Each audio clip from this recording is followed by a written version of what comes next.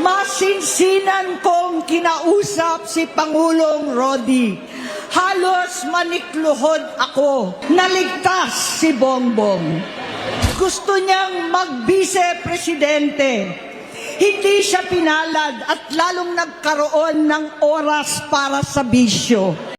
Okay mga kabayan, ito ang buena manong balita natin ngayong araw. Kaugnay pa rin sa naging pahayag ni Senator Amy Marcos kagabi dyan po sa ginawang prayer rally ng INC sa Luneta Grandstand. Naging emosyonal si Senator Amy Marcos sa ikalawang araw ng Iglesia ni Cristo INC Rally for Transparency and a Better Democracy sa Maynila, kung saan ipinahayag niya ang matinding pag-alala para sa kapatid niyang si President Ferdinand Bongbong Marcos Jr. pagkatapos isiniwalat ang umunoy pagkalulong ng Pangulong Marcos sa pagdodroga o paggamit ng ipinagbabawal na gamot.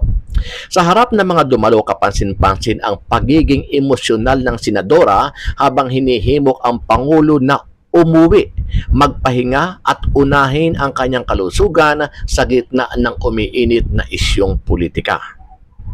Hindi ko kakayanin kung mapapahamak ka, kaya hinihingi ko na tayo'y umuwi na. Grabe, ito yung kanyang banat mamahinga.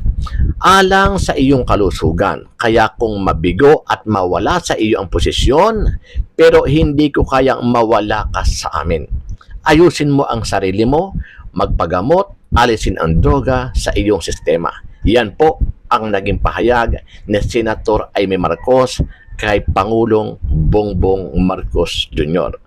Pakicomment po ang inyong mga reaksyon at sariling opinyon kaugnay sa balitang ito.